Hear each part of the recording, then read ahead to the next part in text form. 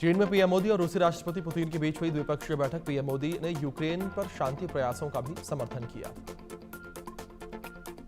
द्विपक्षीय वार्ता में प्रधानमंत्री मोदी ने कहा कि भारत यूक्रेन में शांति स्थापित करने के लिए हाल के सभी प्रयासों का स्वागत करता है और इस लक्ष्य को पाने के लिए रास्ते तलाशने जाने चाहिए।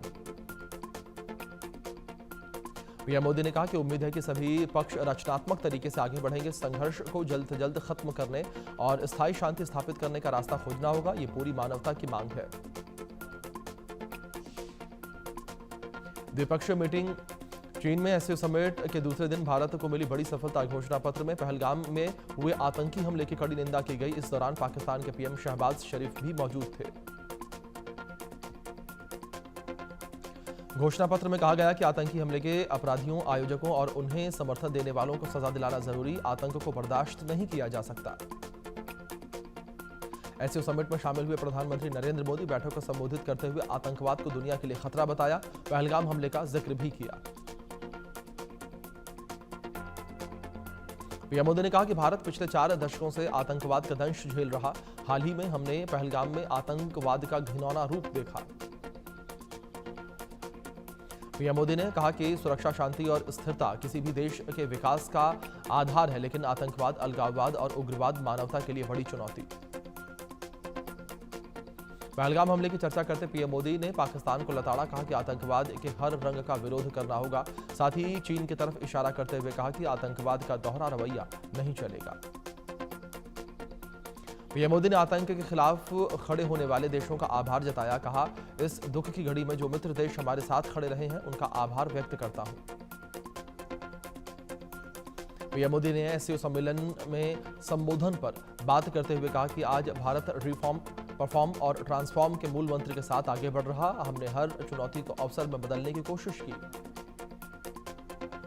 पीएम मोदी ने कहा कि भारत ने एससीओ में एक सकारात्मक भूमिका निभाई है। उन्होंने संगठन के लिए भारत की सोच और नीति को 3 स्तंभों पर आधारित बताया। पीएम मोदी ने कनेक्टिविटी बढ़ाने पर जोर दिया। कहा, भारत का मानना है कि मजबूत कनेक्टिविटी सिर्फ व्यापार ही नहीं बल्कि विश्वास और विकास के दरवाजे भी खोलती है। हर कनेक्टिविटी के प्रयास में संप्रभुता और क्षेत्रीय अखंडता का सम्मान होना चाहिए। रूसी राष्ट्रपति व्लादिमीर पुतिन ने कहा कि संयुक्त राष्ट्र के सिद्धांत आज भी सत्य और अडिग हैं और एससीओ दुनिया में वास्तविक बहुपक्षवाद की स्थापना के लिए एक शक्तिशाली इंजन है। पुतिन ने कहा कि यूक्रेन संकट के मूल कारणों को समाप्त किया जाना चाहिए और सुरक्षा क्षेत्र में संतुलन बहाल किया जाना चाहिए। यूक्रेन संकट को सुलझाने में चीन, भारत और अन्य साझेदार देशों के प्रयासों को बेहद महत्व देते हैं। एससीओ समिट में चीन के राष्ट्रपति की आतंकवाद पर खरी शहबाज की मौजूदगी में जिनपिंग ने आतंकवाद की निंदा की। कहा कि एससीओ आतंकवाद, अलगाववाद, उग्रवाद के खिलाफ कोल्ड वॉर की सोच बांटने वाली। एससीओ समिट से पहले फोटो सेशन में हिस्सा लिया गया और इसके बाद पुतिन और जिनपिंग ने मुलाकात की। इस दौरान मोदी ने पुतिन को गले भी लगाया। एससीओ मीटिंग में अलग थलग खड़े दिखे Pakistani PM Shahbaz. Jinping Putin से बात करते रहे। पीएम मोदी साइड में खड़े शहबाज टकटकी लगाए देखते रहे। टैरिफ वॉर के बीच ट्रंप का पोस्ट लिखा, भारत ने हम पर ज्यादा टैरिफ लगाए थे। भारत तेल और रक्षा सामान रूस से खरीदता है, अमेरिका से नहीं। पटना में इंडिया गठबंधन का शक्ति प्रदर्शन। राहुल गांधी बोले कि एटम बम के बाद आने वाला है हाइड्रोजन बम। बीजेपी ने कहा, पद की गरिमा का ख्याल रखें। गृह मंत्री अमित शाह पर विवादित बयान देने के बाद हुआ महुआ। मोहित्रा ने सफाई दी। बोली कि मूर्खों को मुहावरा समझ नहीं आता। हेड्स विल रोल का मतलब होता है कि जवाबदेही तय करना होता है।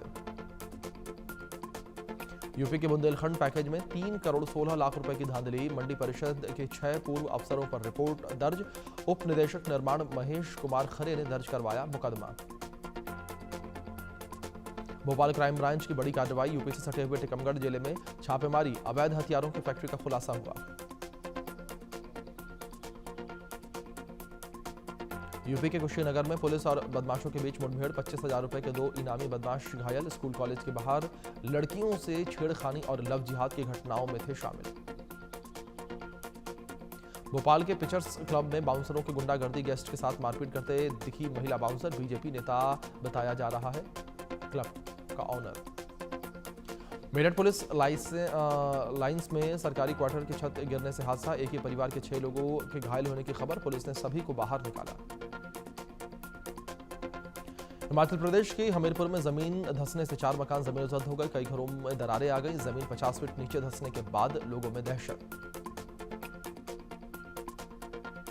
भोपाल में मछली मार्केट के सामुदायिक भवन में धंसी जमीन, 6 महिलाएं घायल, जमीन धंसने के बाद करीब 10 फीट का हुआ गड्ढा।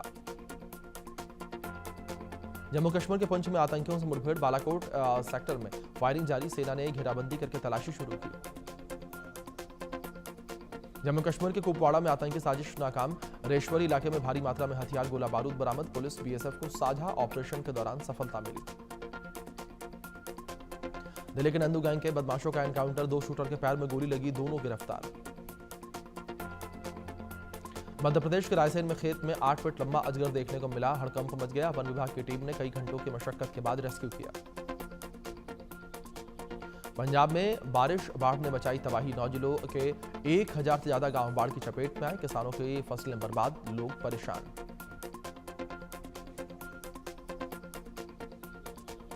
पंजाब के गुरदासपुर में बाढ़ का कहर देखने को मिला, पानी में डूबे खेत, फसलों को नुकसान। पंजाब में बाढ़ से बिगड़ते हालात, 3 लाख एकड़ जमीन आई बाढ़ की चपेट में, एडिशनल चीफ सेक्रेटरी अनुराग वर्मा ने फिरोजपुर में बाढ़ प्रभावित गांवों का दौरा किया। जम्मू कश्मीर में भारी बारिश के बाद उफान पर नदी नाले, जलस्तर बढ़ने के बाद चिनाब नदी पर बना सलाला बांध के गेट खोले गए।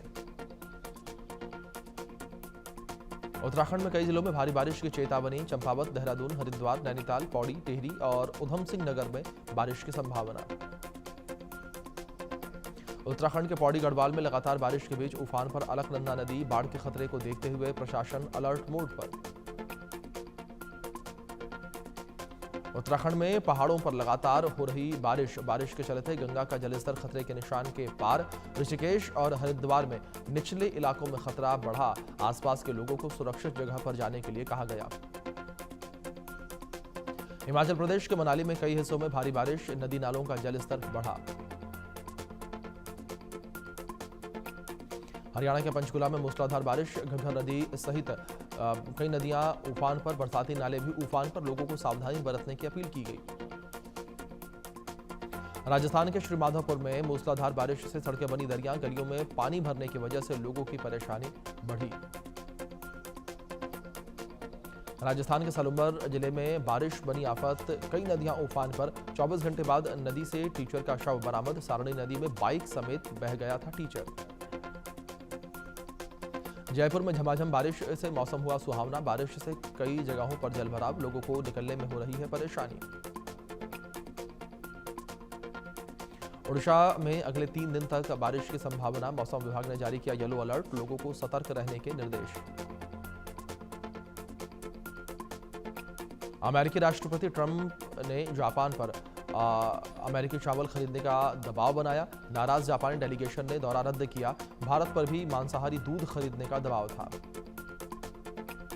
अफगानिस्तान में भूकंप से भारी तबाही, 800 लोगों की मौत, 2800 घायल, कई इमारतें मलबे में तब्दील।